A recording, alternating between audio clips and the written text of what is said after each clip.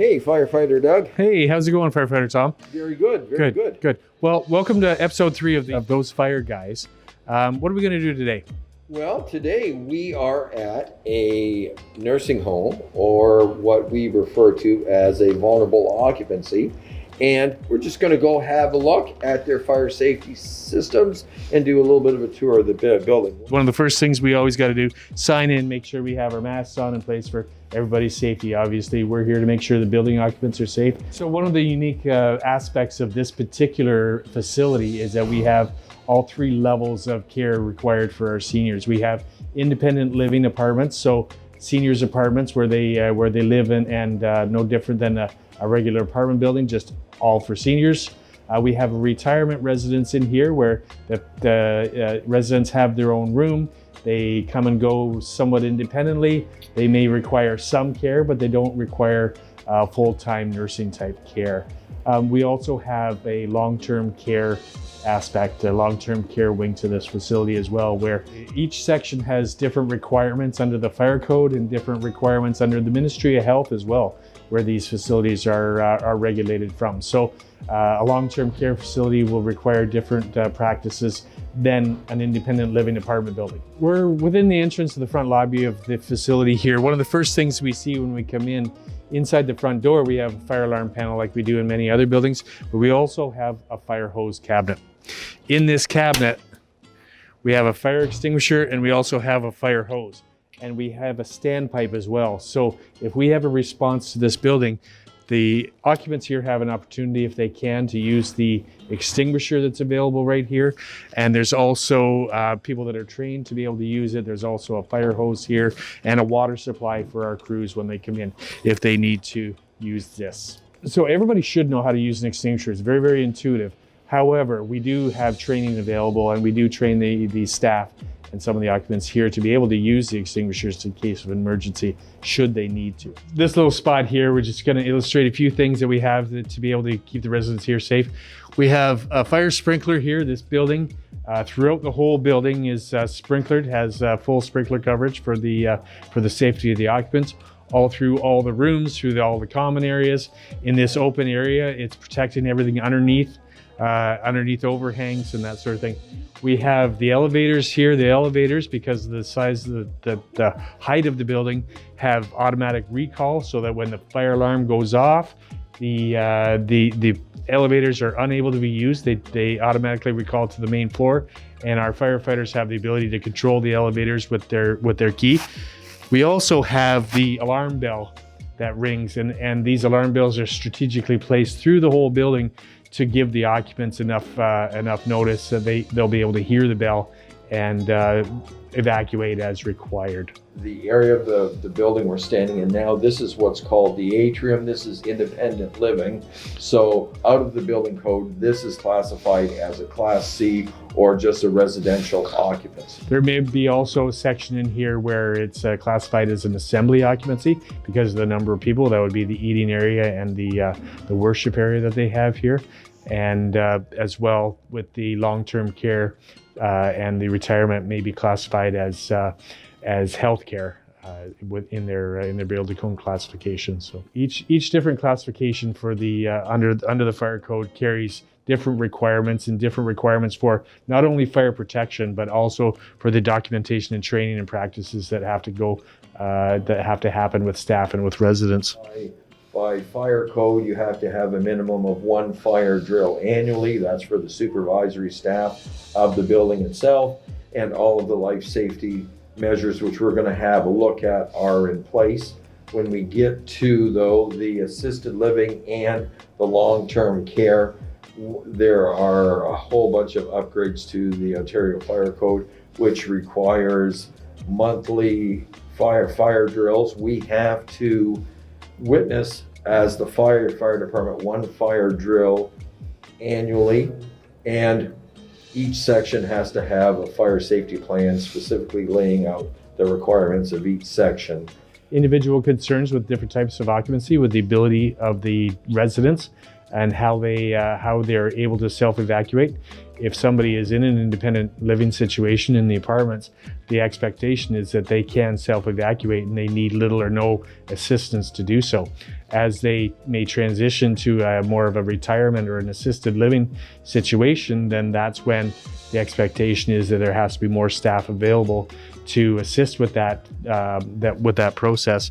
And as well, the documentation has to be there to support it, as well as, like Tom said, the fire drills. So here we are in the hallway of the apartment building itself. We have an exit door leading to the exit stairway. This exit door is equipped with an automatic closer, and it comes to a close and shut automatically. On the way out, we have a pull station for the fire alarm system. We have signage in place for the for people to be able to identify where the exits are. And we also have emergency lighting that's tied in with the generator. So we don't, in this building, we don't have emergency lighting that's necessarily the spotlights that we always are used to seeing, but we have a generator in place in this building to be able to handle the emergency power requirements for evacuation.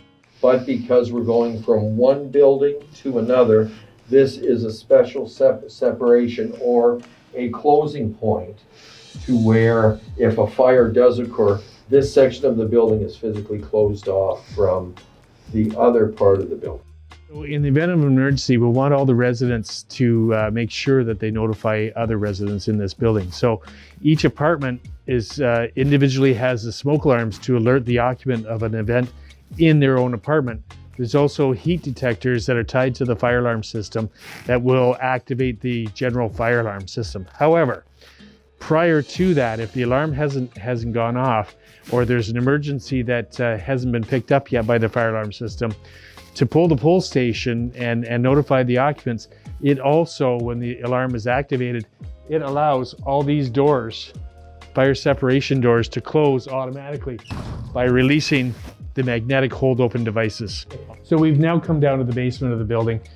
We're standing here at the door. There's various facilities in the basement. They use hairdressing, that sort of thing, for the residents. We also have all the building maintenance facilities in this basement. So between the two different occupancy types in this building, this is where the transition happens. So the fire door leading from the tower, from the apartment building, this will provide a physical barrier, a physical separation between the two buildings so that smoke and fire can't transition between the two.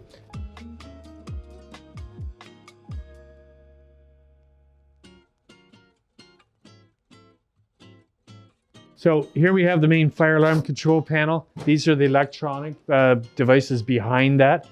If we open up here,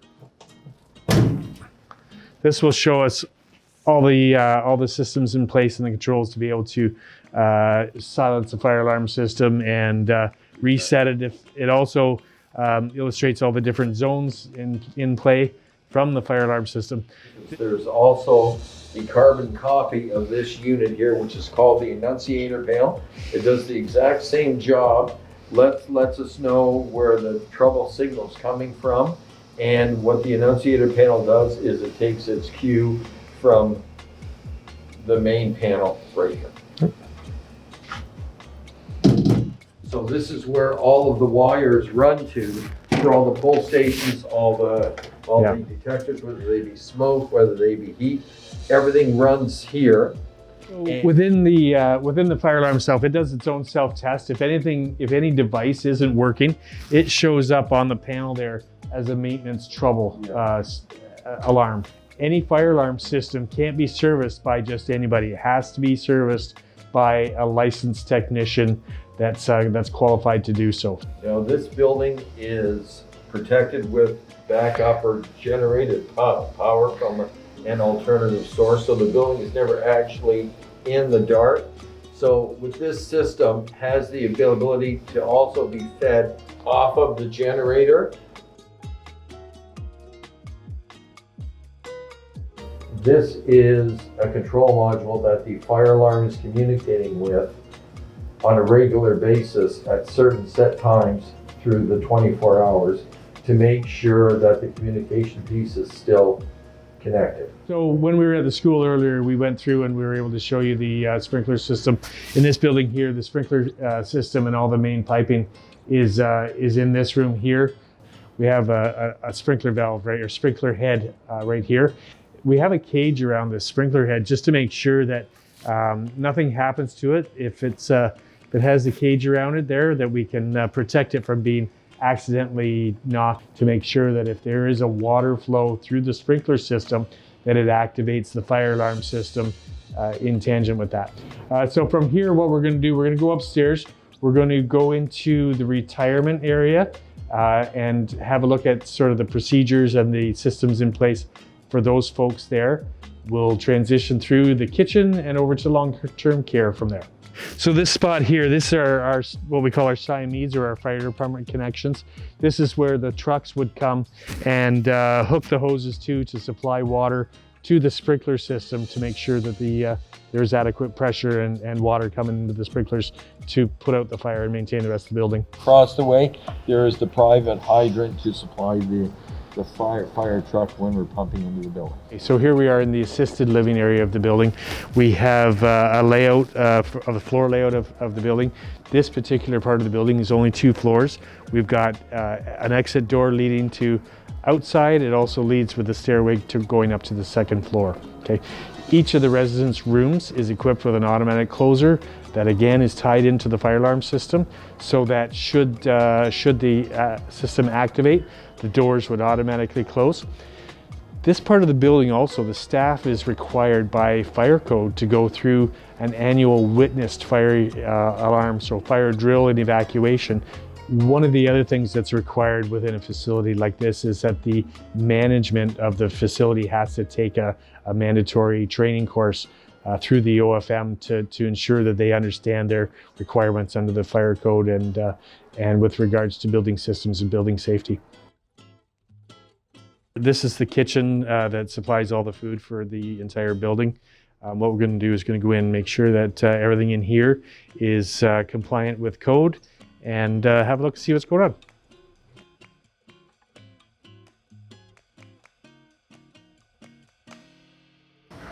So we have a hood system here that protects the all the appliances in here. We have a fire extinguisher. In the hood, we've got a full sprinkler system, fire protection system in the hood to protect the grill and to protect the appliances. We have an emergency activation button. It also activates in the event of a fire underneath the hood to automatically suppress the fire. All the staff are trained in using the system. So here we've transitioned through into the long-term care part of the facility. Again, we have a floor layout. We have all the particular building protection systems. We've got the fire alarm. We've got sprinkler systems. There's smoke detectors through the facility, but we also have the additional measure of having building security, where it controls egress from this facility. So it's all automatically unlocked when the fire alarm activates. However, there's magnetic keypads that control access. So again, we have the fire alarm control panel. This would be the annunciator panel for this area. Again, all the zones showing all the different spots. Each room with this system, each room has its own zone. So if there's an alarm in one of the particular rooms, it'll indicate on this panel so that staff have the ability to identify it before they make entrance into the room in the case of a fire. So these doors here, these separate the various zones, and these are fire separation doors. Again, they're automatically they're locked with the magnetic hold open device, and they are automatically released and closed with the activation of the fire alarm system.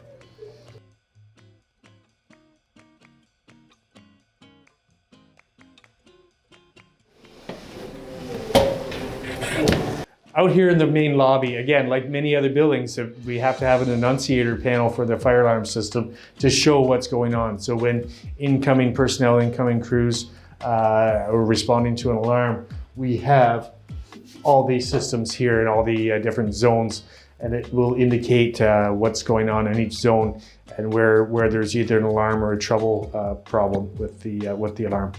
Part of this being the central or the front door area of this facility, a lot of things are in place here.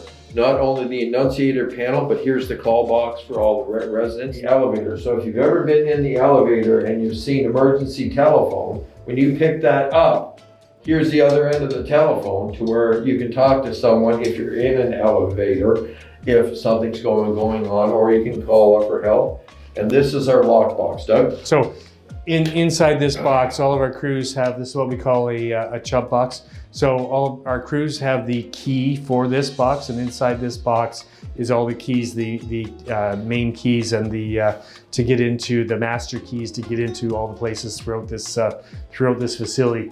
If people have questions with regards to building safety specifically, they can call their local fire department and talk to somebody in the fire prevention division, and to ensure that that the building is up to speed and up to the requirements of the Ontario Fire Code. Again, if you have any concerns, for sure, absolutely call the fire department. Make sure that the fire department's aware of those concerns, or they can answer any questions, and they can also direct an inspector to correct any deficiencies that are found. One part that we have to keep in mind is that the fire department is a community member. These facilities that we go in and we inspect and we visit their community's members as well. So this just shows the partnership between community members, as well as when Doug and myself go into one of these occupancies, we're a fresh set of eyes, realizing that the people that work here day in, day out, you walk by something enough times, you stop seeing it. So we're just a fresh set of eyes to come in and say, hey, we need to look at putting some corrective measures in place. And that's just our way of helping the process and trying to keep everybody safe. Okay, so that concludes our tour, our inspection of the facility, and sort of identifying the main parts of the building and the fire protection building occupant safety systems that we have in place here. All right. We hope you found this episode informative and enlightening. With all of these pieces that we're trying to build of the puzzle of fire safety, hopefully in episode 4 we can actually look at a manufacturing facility and talk about the differences and similarities as we hit another building occupancy class as well.